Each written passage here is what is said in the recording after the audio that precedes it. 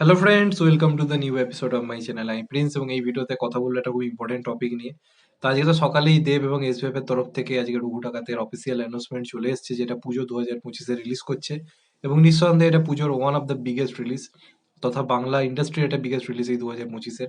এ নিয়ে কোনো সন্দেহই নেই, কারণ খাদান কি করেছে আমরা দেখেছি।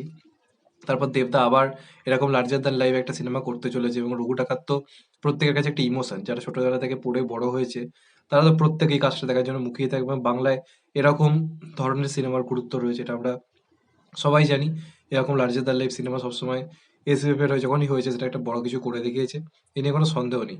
কিন্তু এটাও ভুললে হবে না, পুজোতে এখন কিন্তু বড় রকমের প্রতিপক্ষ চলে এসছে, যারা পুজোর বক্স অফিস বা মার্কেটটাকে পুরো নিজের দখলে করে নিয়েছে, যেখানে কেউ টিকতে পারছে না, সে যত বড় নামই হোক না কেন।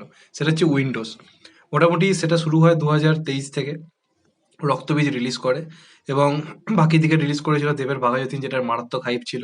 অপরদিকে ছিল মোস্ট হাইপড মুভি, যেটা ছিল হচ্ছে দশম অবতার। তো সেই দুটো মোস্ট হাইপ সিনেমাকে রীতিমতো পেছনে ফেলে দেয় কোথাও গিয়ে রক্তবীজ। এবং উইন্ডোজের একটা হিউজ অডিয়েন্স রয়েছে, যেটা বহুদিন ধরে তৈরি হয়েছে। এবং আফটার বহুরূপী সেটা তো আরো ভয়ঙ্কর জায়গায় চলে গেছে। তো পুজোর টাইম কিন্তু উইন্ডোজ কখনোই ছেড়ে দেবে না, এবং তারা নিজেদের মার্কেটটাকে আরো বড় করার চেষ্টা করবে। তো তারা পুজোতে নর্মাল যে সিনেমাগুলো আনছে সেগুলোর কি বক্স অফিস আসছে দেখো, বহুরূপী সব রেকর্ড ভেঙে দিয়েছে। এবং খাদান সেটা রীতিমতো পিছু নিচ্ছে। কতটা ভাঙতে পারবে সেটা সময়ের উপর নির্ভর করতে হবে আমাদেরকে।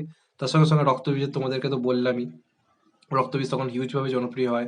তারপর ওটিটিতেও বিরাট পরিমাণে জনপ্রিয় হয়েছে।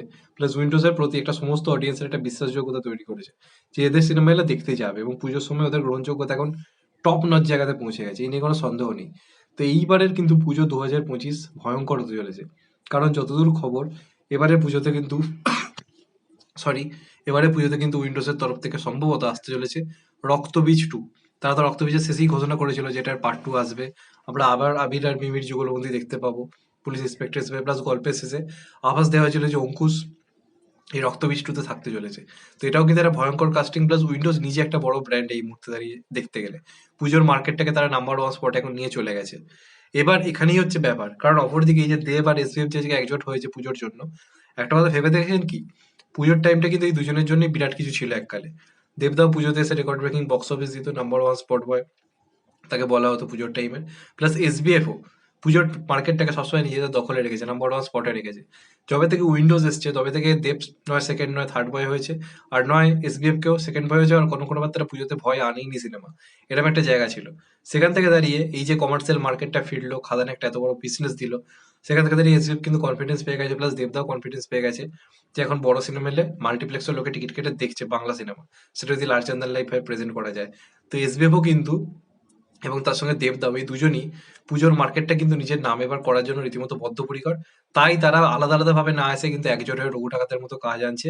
এবং তারা রীতিমতো কিন্তু এবার উইন্ডোজকে চাপে ফেলার জন্য প্রস্তুত হচ্ছে।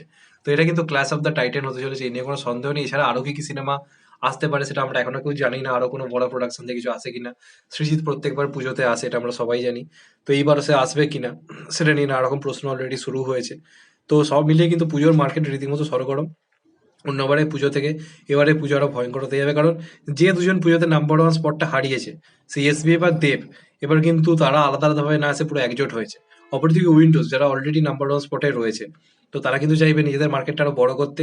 আর এরা চাইবে নিজেদের হারানো মার্কেটটাকে নাম্বার ওয়ান স্পটে নিয়ে যেতে, যে কারণে রঘু ডাকাতের মতো প্রজেক্ট। অপরদিকে রক্তবীজের একটা ফ্র্যাঞ্চাইজ ভ্যালু রয়েছে, প্লাস উইন্ডোজের একটা গুরুত্বপূর্ণ ভূমিকা রয়েছে। তো এই যে লড়াইটা, কাউকে বলে দেওয়া যাবে না যে এই সিনেমাটি সব রেকর্ড ভেঙে দিতে পারে। হিউজ হিউজ কিন্তু একটা ক্লাস হতে চলেছে পুজোর টাইমে। এবার কিন্তু রীতিমতো আবার মনে হয় লড়াই ঝগড়া বেঁধে যাবে দুই প্রোডাকশন হাউসের মধ্যে, এই নিয়ে কোনো সন্দেহ নেই। এবং আমার তো মনে হয় এই দুটো সিনেমা যদি আসে, রক্তবীজ 2 যদি আসে এবং রঘু ডাকাত তো আসছেই, আমার মনে হয় অন্য কারোর কিন্তু আসাটা বোকামি হয়ে যাবে।